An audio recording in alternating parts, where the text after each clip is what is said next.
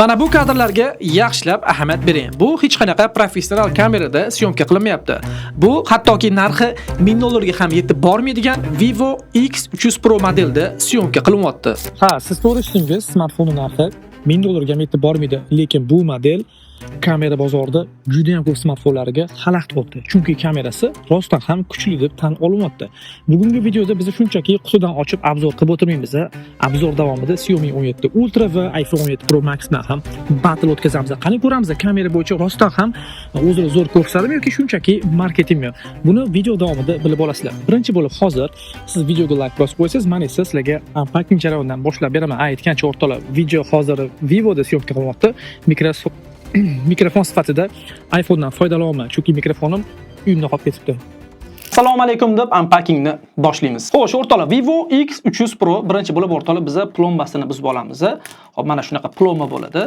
Mana shu o'rtoqlar eng emotsiyali joylari bo'ladi. Xullas, plombasini buzib oldik. Bismillah deb endi o'rtoqlar korobkadan ochamiz. Vivo X300 Pro kamera bo'yicha barcha smartfonlarga vizib tashlagan model. Hop, ko'ramiz, mana bu joyni tortamiz-da. Qo'limga ilinmayapti bu. Xo'sh, o'rtoqlar, bunichi mana bunaqa ochamiz, qaranglar. Mana bu joyda open degan joy bor. Mana shuni tortamiz. Va o'rtoqlar, smartfonimizning o'zi. Qattan sirazi chang tushdi, hayronman. Vivo X300 Pro xullas mana shunaqa ko'rinishda bo'lar ekan. Smartfonning dizayniga bitta qaranglar, o'rtoqlar. Bir boshqacha dizayn, juda ham ajoyib. Shayba kamerasi umuman boshqa darajada. Xo'sh, o'rtoqlar, to'plam bilan to'liq tanishib olamiz. Hop, mana bu joyni ochamiz. Chexol mana shunaqa sifatli chexol chiqadi. O'rtoqlar, oldingi modellarda ham xuddi shunaqa edi. Bu arzonchi oddiy chexolni qo'yib qo'yishmaydi, juda ham sifatli chexollar qo'shadi. Va o'rtoqlar, hop, kabelimiz har doimgidek ega C kabelimiz va adapter bor. O'rtoqlar, adapterimizni hozir ko'ramiz, necha vatli adapter qo'shgan bu joyga. 90 vatli mana shunaqa tezkor adapter qo'shilgan. Xullas, smartfonning komplekti to'plamlari full deb aytsak ham bo'ladi. Mana shunaqa SIM slot ochish uchun alohida qog'ozga joylashtirishgan, mana shu joyga alohida joy ajratilgan. Qaranglar, bir dona SIM slot uchun, ya'ni ninasi uchun. Smartfonni unpacking qilib oldik, endi boshlaymiz. Telefonni qo'lga olganda nimani his qilasiz? Keling, birinchi bo'lib dizayn haqida gaplashamiz. Birinchi e'tiborimni tortgan narsa mana bu yon tomondagi yangi knopka. Ha, xuddi action buttonga o'xshab ketadi. Oldingi Vivo modellarda bunaqa knopka ko'rmagan edik. Eng qizig'i, bu knopkani nastroyka bo'limi ham iOSniki bilan deyarli bir xil ekan. Xullas, bu knopka bezbuk, fonarik, AI va boshqa funksiyalar uchun ishlaydi. Smartfonni ramkasini ushlaganingizda toza metallik taftini his qilasiz. Qalinligi atigi 8 mm, orqasi esa shishadan. Lekin eng asosiy o'zgarish orqadagi mashhur shayba kamerada.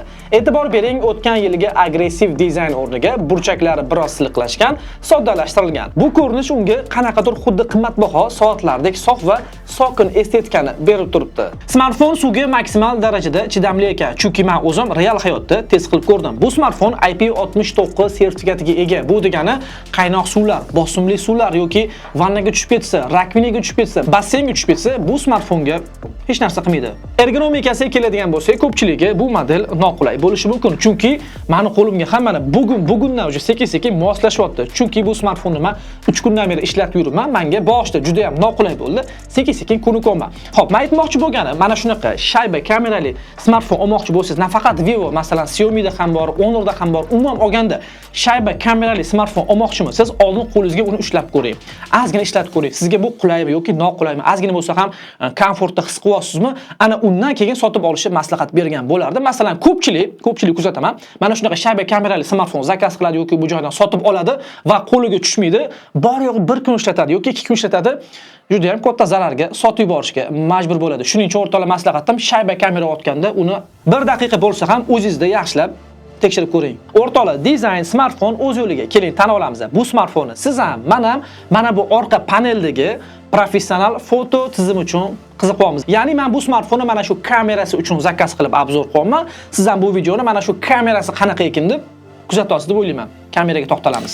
Vivo kompaniyasi bu modelda linzalar texnologiyasini eng yuqori cho'qqiga olib chiqqan deyish mumkin. Bu modelda hozirgi kunning eng ilg'or modullari jamlangan 50 megapikselli asosiy va keng burchakli kameralar turibdi. Lekin bu modelning asosiy qiroli 200 megapikselli ultra teleobyektivi. Bu shunchaki yaqinlashtirish emas, bu uzoqdagi detallarni xuddi yoningizda turgandek ko'rsatib berish.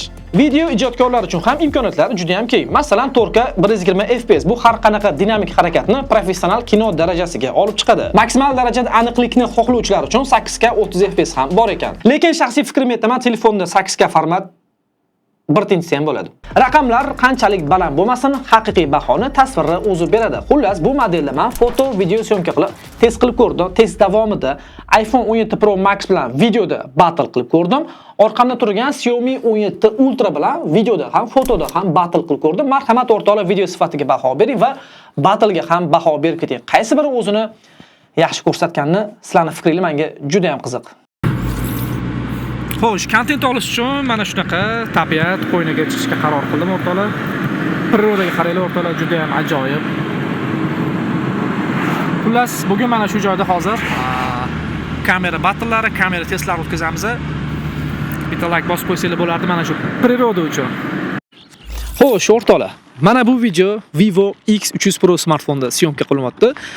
Bu kamerani biz test qilishimiz uchun atida mana shunaqa ochiq joyga keldik, tog'ga keldik. Hozir mana shu joyda biz zoom imkoniyatini tekshirib ko'ramiz. Sal yaqinroqga kelamiz. Qaranglar, hozir biz juda ham uzoq masofada turibmiz. Mana bu joyda to'g'rimizda ko'k bino bor. Ko'k binoni hozir maksimal darajada yaqinlashtiramiz va zoom imkoniyatini ko'ramiz. Qani qanchalik darajada yaxshi detalizatsiya qilib berar ekan. Mana bu eng maksimalli darajada 20 marotaba yaqinlashtirilgan. Endi birdaniga hozir 06 ga qaytaramiz, ko'ramiz qanchalik uzoq masofada ekanligini. Ko'rayotganingizda videoda detalizatsiya qilishda o'zini juda ham yaxshi ko'rsatdi va zoom bo'lganda, ya'ni orqaga oldiga borganda silliq animatsiya bo'lyapti. Misol uchun laglar ko'rinmayapti, o'zini juda ham yaxshi ko'rsatyapti. Xo'p, qarang, hozir 06 da syomka qilyapman. Tog'ga tepaliga chiqib ketyapman. Stabilizatsiyasini tekshirish uchun. Xo'p, 06 da ham juda ham katta sifatni beradi, chunki 50 megapiksel shirik kamera ham, misol uchun teleobyektiv 2 bo'lgani bilan asosiy kamera 50. Xullas, voy, qarsilatib qo'ydi. Xo'p, stabilizatsiya nima deyapti, o'rtoqlar? Va 06 da videoni sifati. O'zingiz bitta baho berib qo'yasizlar. Xullas, men mana shunaqa bir ajoyib joyga kelganman. Kamera testi uchun davom etamiz. Xo'sh, o'rtoqlar, ana endi iPhone 17 Pro Max bilan video yozish bo'yicha taqqoslab ko'ramiz. Mikrofon ulanmagan, hozir Vivo'ni mikrofoni yozilyapti, keyin iPhone'ni ulaveramiz. Xullas, o'rtoqlar, ko'rishingiz mumkin. Ikkita kuchli smartfonlar kamera bo'yicha battle o'tkazamiz. Sifatiga o'zingiz bitta baho berib qo'ying. Mana bu video hozir 2 kilo ham optik zoomga qo'yilgan. Vivoda 3.5, iPhone'da esa 4 marotaba yaqinlashtirilgan holatda, sifatni buzmagan holatda video syomka qilyapmiz. Xo'sh, o'rtoqlar, bu holatda Vivo qanaqa ko'rsatdi o'zini? Yoki iPhone'ga yetib olmayaptimi, yoki iPhone'dan o'tib ketdimi? Albatta, o'zingizlarning fikringizni kommentariy yozib qoldiringlar. Men hali bu holatda hozir aytolmayman, chunki men montajda bu narsalarni bilaman. Xullas, o'rtoqlar, mana ko'rdinglar, optik zoomda 2 kiloni ham sinab ko'rdik. Endi hozir Xiaomi 17 Ultra ga ham o'tamiz. Ana endi Xiaomi 17 Ultra va Vivo X300 Pro smartfonlarni hozir video battle-ni ko'ryapsiz. Hozir bir ikkita turibdi, standart holatda turibdi. Mana bu o'rtoqlar 06 ga qo'yamiz. Qaranglar, shirik kameralar. Shirik kamerada shunaqa syomka qiladi. Endi 3.2 bu Xiaomi'da, 3.5 bu Vivo'da. Ko'rayotganingizda mana shunaqa sifatda, mana tog'lar, suv, xullas umuman obyektni detalizatsiya qilishi mana shunaqa sifatda video syomka qilar ekan. Xo'p, 10 Vivo'da, optik 806 bu Xiaomi'da. Mana bu uylarni endi harakat qilib ko'ramiz videoga tushirishga. Buxoro yozuvlar o'qilyapti. Ya'ni mana kiloni ham bitta joyda Samarqand, mana Samarqand kilo mana. Qo'l mana ana endi bir xil bo'ldi mana. Samarqand. Va yana o'rtoqlar birga qaytaramiz. Xullas, mana shunaqa sifatda video syomka qilyapti. Qaysi biri zo'r oldi? Nima deb o'ylaysiz o'rtoqlar? Yana bir marta optikdan foydalanamiz. 806 ga 10 ni qo'yamiz. Mana ko'rishingiz mumkin. Xullas, shunaqa gaplar o'rtoqlar. Menimcha kilo ham kamerada qolishmadi. Vivo rang masalasi qanaqadir ustunroq deb o'yladim. Bu meni fikrim. Sizlar ham o'zlaringiz fikringizni yozib qoldiringlar. Xo'sh, o'rtoqlar, qaranglar. Bitta videoda 3 ta kadr hozir iPhone 17 Pro Max, Xiaomi 17 Ultra va Vivo X300 Pro da 4K 60 ga qo'yilgan 1x ta standart holatda video yozyapti. Hozir birma-bir optik zoomlarga ham qo'yamiz. Masalan, Vivoda 3.5 optik zoom, iPhone'da 4, mana hozir bitta joyi olaman. Qaranglar. Endi Xiaomi 17 Ultra da 3.2 ko'rishingiz mumkin. Mana shunaqa sifatda video syomka qiladi. Endi maksimal optik bu Vivoda 10, iPhone'da 8, mana hozir yotgan o'sha kichkina otni bolasini hozir olishga harakat qilamiz. Qaranglar. Ko'rasizlarmi? Video sifatini qaranglar, qaysi biri o'zini yaxshi ko'rsatyapti. To'g'risi desam, ko'zimda ochki bor. Men qaysi biri yaxshi olayotganini bilmayman, lekin optik zoomlardan foydalanamiz. Xullas, mana shunaqa sifatda video syomka qiladi. Vivo ekran yarkisi baland bo'lgani uchun menga juda ham yoqimli ko'rinyapti. Endi haqiqatdan zo'rotmi? Endi bu yoqni montajni ko'ramiz. Xullas, o'rtoqlar, orqaga qaytaramiz. Mana shunaqa uzoqlikda hozir biz video syomka qilib, 3 ta kamerani test qilib ko'rdik. To'g'risi desam, selfie kamerasiga iPhone yoki Xiaomi tiqishtirgim kelmadi. Selfie kamerani o'zini sifatini ko'rsatib bergim keldi. Xullas, 4K 60 FPS ga qo'yilgan selfie kamera mana shunaqa sifatda video syomka qilar ekan. Xullas, selfie kameraning sifati menga juda ham yoqdi.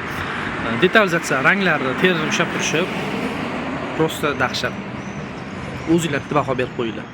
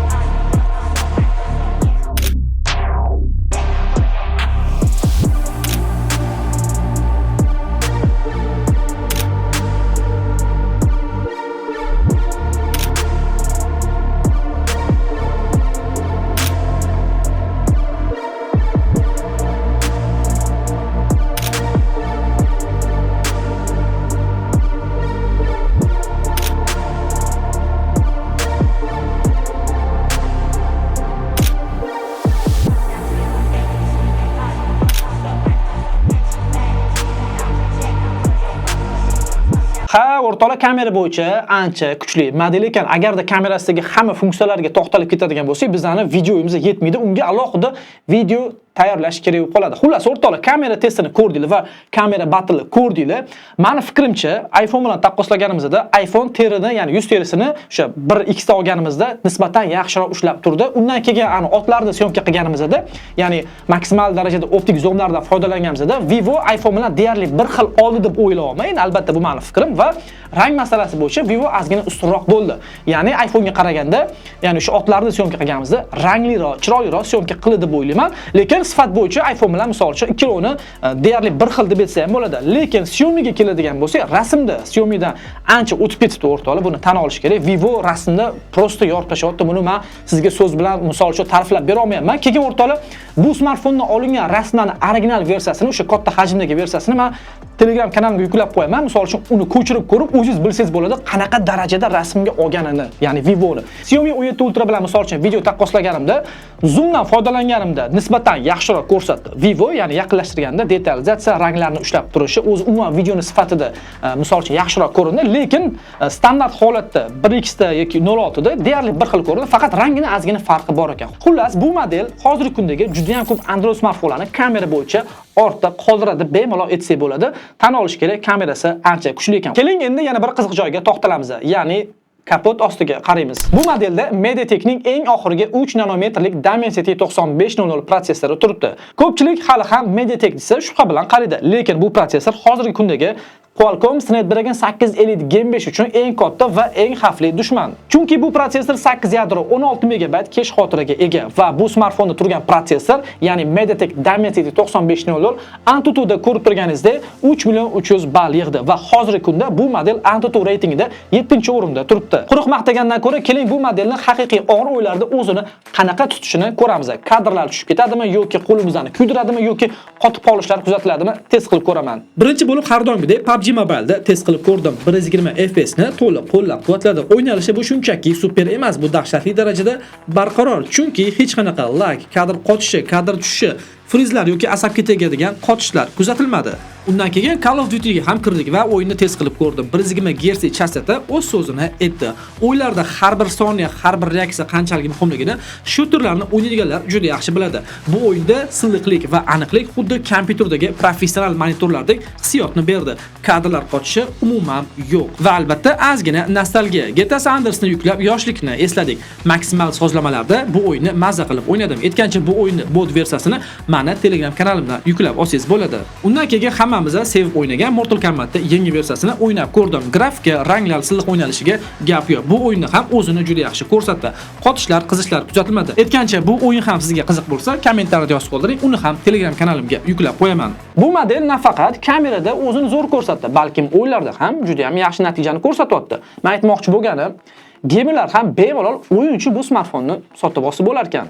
Smartfonni interfeys ishlashga keladigan bo'lsa, o'rtoqlar, men misol uchun bu smartfonda qotish yoki qizib ketish, laglar kuzatmadim. Ochig'i o'zini juda ham yaxshi ko'rsatyapti. Ayniqsa o'rtoqlar, отпечатка tezligiga bitta baho berib qo'yili.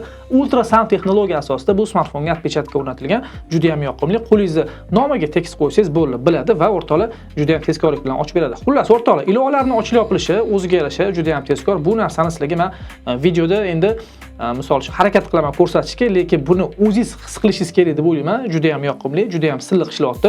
Va o'rtoqlar, bu smartfonimizda Android 16 Origin OS оболочка bilan taqdim etilgan. Mana ko'rishingiz mumkin. O'zini shunaqa оболочкасы bor. Buni global versiyasida Fantash оболочка hisoblanadi.